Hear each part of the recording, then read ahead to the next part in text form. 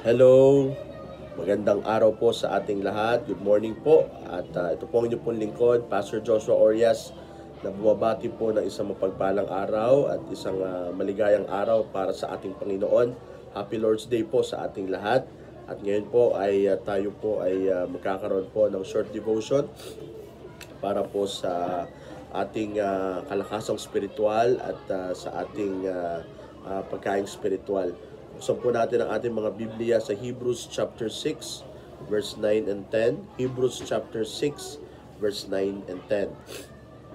Manalangin muna po tayo. Dakilang Diyos, amang banal, ang Diyos ni Abraham, Isaac at Jacob. Kami po ay nagpapasalamat sa panibagong pagkakataon na kami ay tinipon nyo para po magkaroon ng pagsasama-sama, magkaroon ng pagpapala na nagmumula sa inyo. Kayo na pong gumawa at kumilos at kayo na po patuloy na mag-bless sa inyo pong mga salita at sa lahat ng aming mga gagawin ngayong araw na ito, kayo patuloy na mapurihan. Ito po aming panalangin sa pangalan ng Panginoon Jesucristo. Amen. Hebrews chapter 6 verse 9 and 10. But beloved, we are persuaded better things of you, and things that accompany salvation, and though we thus speak. For God is not unrighteous to forget your work and labor of love that ye have showed toward his name, in that ye have ministered to the saints and do minister. Pagpalain po pagkabasa ng salita ng Diyos. Dito po ang sabi ng talata, better things of you and that accompany salvation. Mula nung tayo nakakilala sa Panginoon, mula nung tayo nagkaroon ng tunay na kaligtasan, ay isa pong magandang bagay na dapat po nating maisip at malaman na lahat po ng yan ay binigay ng Panginoon at ito po ay para sa ikabubuti ng ating spiritual. Sabi ng Bible, better things of you.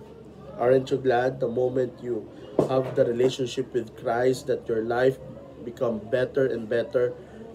Your life become more abundantly blessed by the Lord since the day that you started your walk in your Christian life. Yes, sometimes our life are tough. Sometimes life is full of challenges and trials and problems and all of this. But God allowed this to happen that we may be strengthened in our faith. And always remember that faith that cannot be tested, it will never be trusted. And the Bible says that better things of you and the things that accompany salvation. From the time you were a believer until now, just look at the things that God has given you, God has developed on you, mga inayo sa atin ng Panginoon, mga ibinigay sa atin ng Panginoon, mga inalis ng Panginoon, mga bagay na ginawa ng Panginoon para tayo ay maging kagamit-gamit sa kanyang gawain.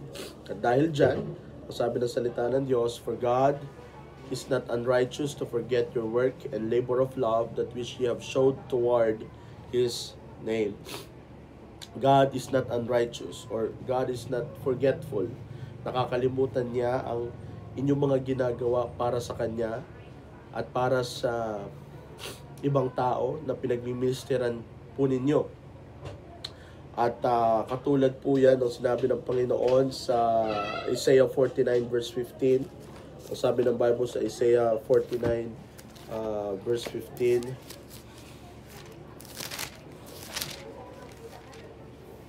Can a woman forget her suckling child, that he should not compassion on the son of her womb? Yea, they may forget, yet will I not forget thee.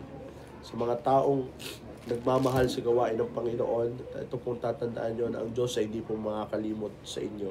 Kung sabi po ng Bible, for God is not unrighteous to forget your works, mga gawa, at hindi lang ba sa mga gawa, yung mga labor of love. Yung labor, ibig sabihin po yan, ito po yung mga bagay na ginagawa natin na nakaka-drain.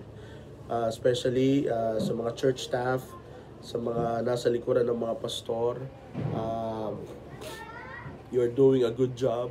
You are really giving an effort for the Lord, and just think of the things that really gets your strength At dapat yung strength na yan ay paglilingkod sa Panginoon. And lahat ng yan, mga kapatid, ang sabi ng Bible, God will not forget this.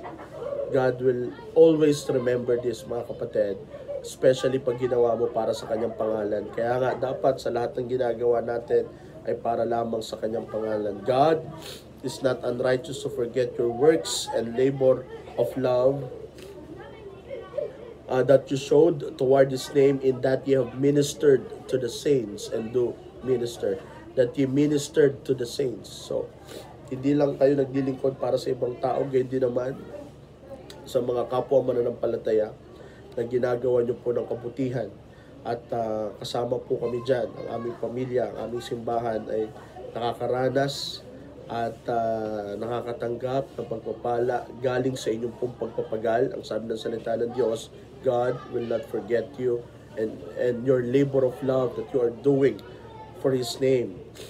And as you minister to the saints, and you are doing every time, every day, for the work of the Lord, God will never forget that. And it will be our encouragement that we must continue on, just keep on keeping on by the grace of God. Because God has intended better things to us, started when we accepted Him as our Lord and personal our Savior. Kaya mga kapatid, ay patuloy tayong gamitin ng Panginoon sa kanyang ministry. Patuloy tayong magpagamit sa Panginoon, at anumang mga difficulties, anumang mga challenges, ay isipin po natin na hindi po nakakalimot ang Panginoon. Ang Diyos ay hindi po nakakalimot. Ang Diyos ay hindi po bulag sa lahat ng ating ginagawa para sa kanyang pangalan. Kaya mga kapatid, just keep on keeping on, and just do what you are doing in the name of the Lord, at patuloy tayong pagpamigil at pagpalain ng Panginoon. Maraming po salamat. God bless everyone. This is Pastor Joshua Orias. Bumabati ng Happy Sunday, Happy Lord's Day, at ingat po kayo. See you soon. God bless you po.